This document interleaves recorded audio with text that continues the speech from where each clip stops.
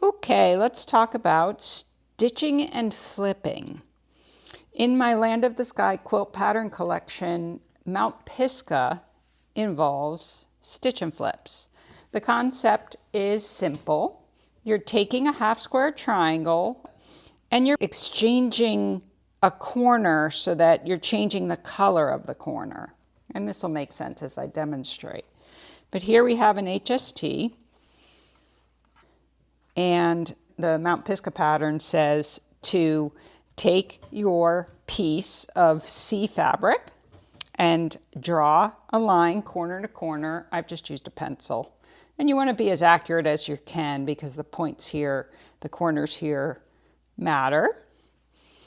And you've got your HST. And in the center of the Mount Pisgah quilt pattern, you see a diamond. That's simply created by 4 stitch and flips that come together to form a diamond. And I'm going to do all 4 so that you see how that comes together, even though the method on each is exactly the same. Here's my fabric A, here's my background fabric. That specific pattern says to pin your C piece on the corner as precisely as you can, because essentially, I'll demonstrate before I sew. If I bend this, pretending that I sewed it and did the trimming the way that I'll show you, there it is. So that's it. So here's my square. In this case, I am gonna pin. I usually clip, and you wanna try to keep it as close to matching up that corner as you can without it moving. I still adjust it when I go to sew, and I make sure that I'm starting right at a corner and ending right at the corner, but that will be pretty close. Put another pin on this side. So there you have it. You would just do the exact same process on each of these corners. So I'll come back when I've sewed all that, and then I'll show you what we do next.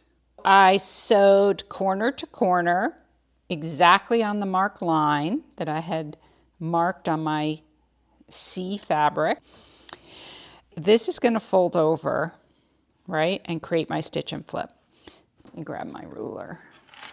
I'm going to cut a 1/4 inch away from the seam on the corner piece because I'm just taking away a bunch of fabric I'm not going to need, because this will then replace the corner that was there with this color. So I would just put my ruler, I would cut a 1/4 inch away from the seam, again toward this corner.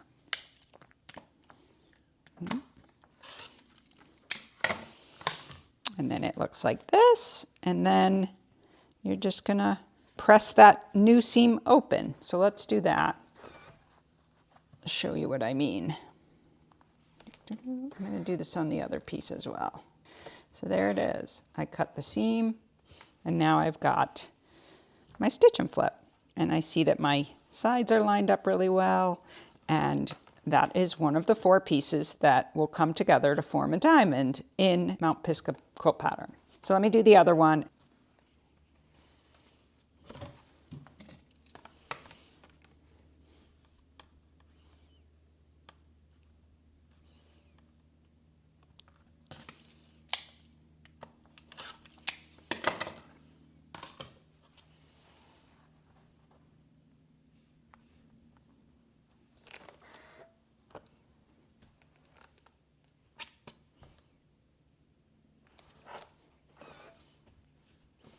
Okay, so there's 2 of the pieces. You can already see they're going to come together and make a diamond. Super cool and very easy. Come on. Let's just trim this.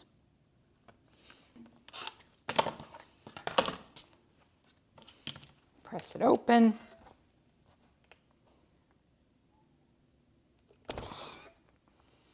Do you ever go to press it open and you just cannot catch it with your finger? I can't be the only one.